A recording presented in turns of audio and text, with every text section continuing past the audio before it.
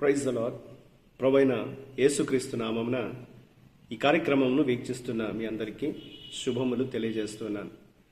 Vision beauty fellowship వారి యేసుతో ఏకాంత సమయం ఈ క్వైట్ టైం కార్యక్రమానికి మిమ్మల్ని ప్రేమతో ఆహ్వానిస్తున్నాను.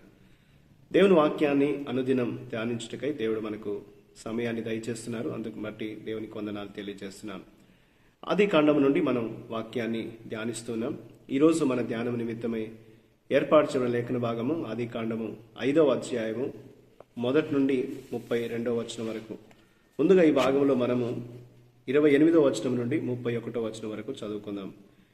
లెమెకు 182 ఏండ్లు బ్రతికి ఒక కుమారుని కని, భూమిని యెహోవా శపించినందువలన కలిగిన మన చేతుల కష్టం విషయంలోను మన పని విషయంలోను ఇతడు మనకు నెమ్మది కలుగచేయుననుకొని అతనికి నోవాహు అని పేరు పెట్టెను.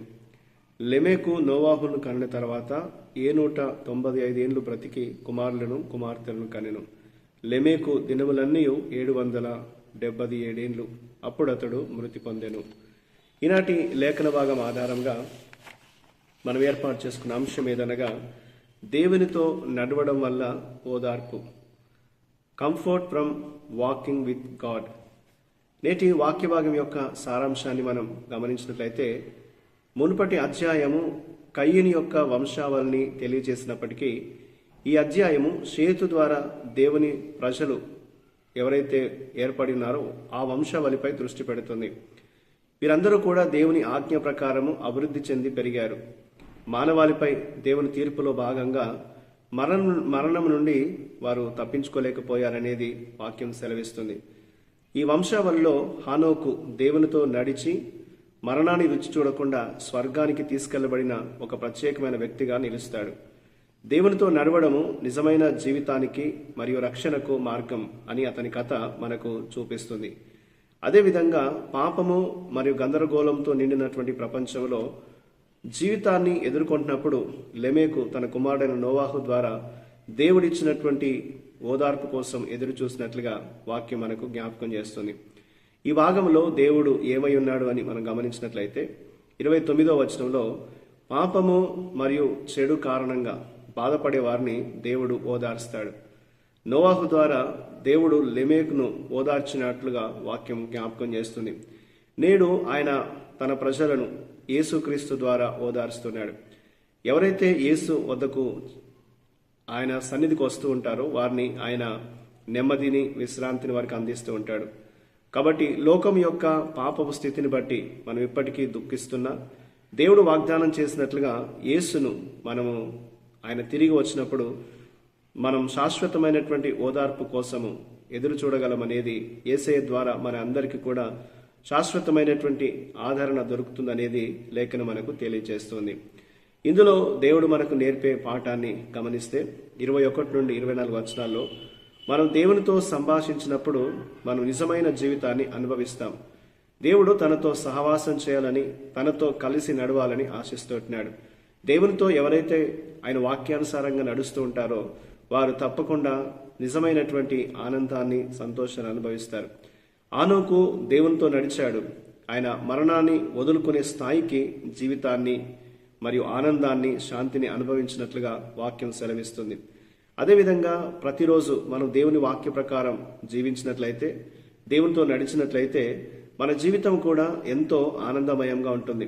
కాబట్టి సంవత్సరం మనం నిజమైన జీవంతో నింపబడాలి అని అంటే మనం ప్రతిరోజు కూడా దేవుని వాక్యాన్ని ధ్యానిస్తూ ప్రభుతో మనం నడవడం నేర్చుకుంటే మన జీవితంలో నెమ్మది, శాంతి, సమాధానం దేవుడు మనకిస్తాడనేది దేవుని వాక్యం జ్ఞాపకం చేస్తుంది.